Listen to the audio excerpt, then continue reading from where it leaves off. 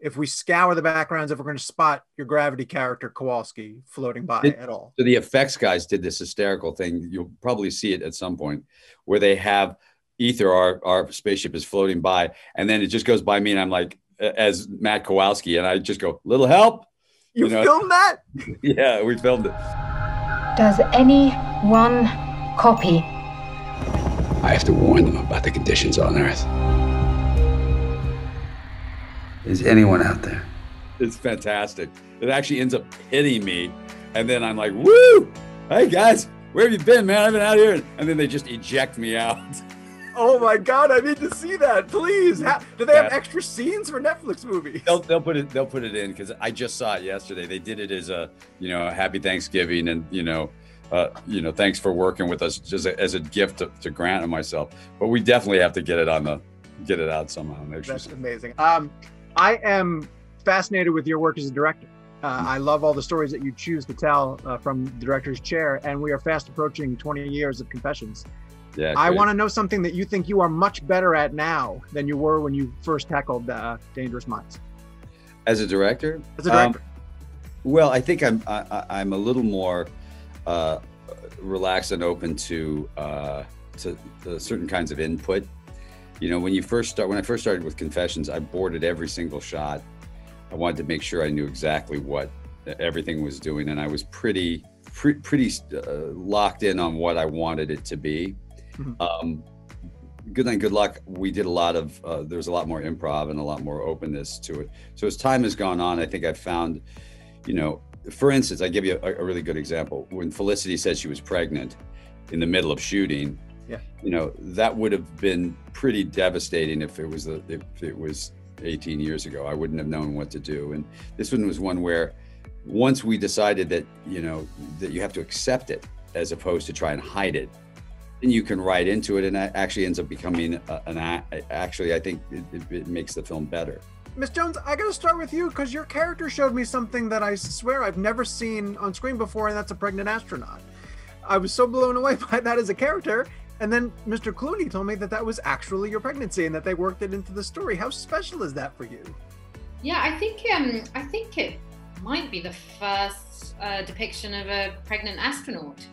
So yeah, it was pretty revolutionary. It was a very organic, instinctive process. Originally, we were going to CGI the bump, which is what usually happens in countless films. It's amazing when you look at the list of actresses who've been pregnant making iconic pieces of cinema. Right. And we were sort of going to forge ahead in that way, and let's pretend it's not happening. And then after about a week of shooting, George and Grant, his producer, were watching the footage, and they felt, actually, no, this could be far more interesting if we have Felicity be pregnant in the film. And we went from there, and it just made so much sense with the story. It really heightened the stakes for us on the ship, and particularly with David and I and our relationship, and it just felt like a very natural way to navigate the story, and was obviously very nice for me, and I didn't have to worry about trying to breathe in. There is an antenna that's stronger than ours. We get to that antenna, they'll hear us. Take a deep breath. How many lines of dialogue does your young co-star have? One line. One line. Is that the first time in your career you've done this many scenes opposite someone, a predominantly silent partner? Yeah.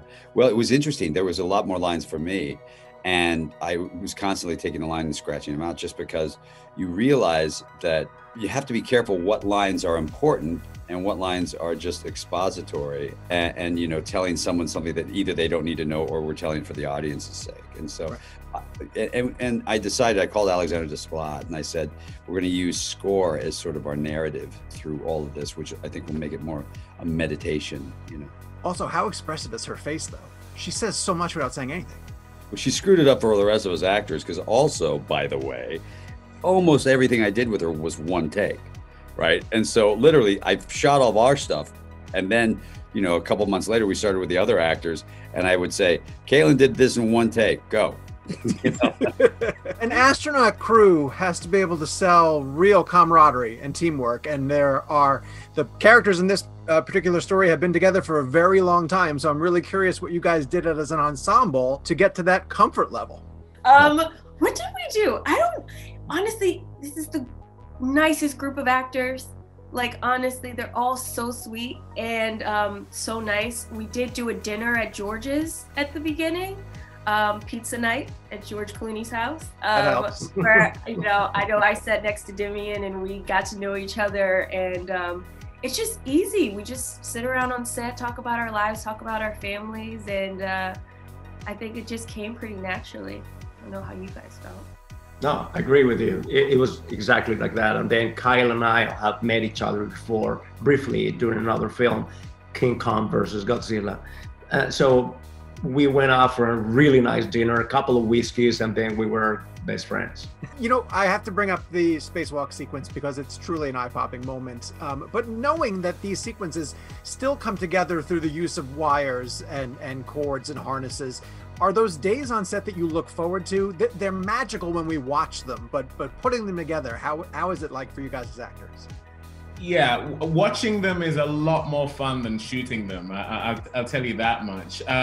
Yeah, it's pretty tough work, and it is wire work. And the key is putting maximum effort into making it look effortless, and that involves a lot of training. That involves having the kind of control of your core that is not your everyday. Myself and Tiffany Boone, who largely were doing the spacewalking, had 2 to 3 months of training, and you know, thankfully we had someone like George who had played astronauts himself, iconically so, to guide us in terms of what it should look like. Little tips like, you know, your body has to move a lot slower than your mouth and your mind. You know, those are things that in the red hot eye of a scene, you forget, and you need constant reminding. You would think by now he would have figured out an easier way to do this, but no, it's still training for months in advance, just working on my core, and then months of training before we shot, while we were shooting, on wires, people holding your feet, people holding your hands. Yeah, it's a whole thing. But it looks effortless at the end, so that's all that matters. It's worth it. Going back to watch the film a second time through, I was amazed at how the set seemed really palpable, that there was a lot of physicality to them that you could touch and hold on to. How important was that to you guys to have that element of that there? It was crucial because, you know, they created such a fantastic scenery, fantastic space. The production design is, you know, high class. And so that made our work very, very easy. There's some really strong themes of fatherhood, parenting in the relationships found in here too. I'm the father of 2 boys, and I have some really interesting stories about movies that have changed completely for me from parenthood. So I'm just curious if it's changed for you the types of stories that you want to tell. I don't know. I haven't thought about that much yet. I know that my wife and I went through like my films, what the kids could watch. Yeah. And it was kind of like, well, they can watch Fantastic Mr. Fox, and then after that, it's kind of, you know, they can watch Batman and Robin for a laugh, but other than that, you kind of run out of things that a 3-year-old's going to be allowed to see. So I probably will have to look at some, you know, Sesame Street, the movie kind of thing soon.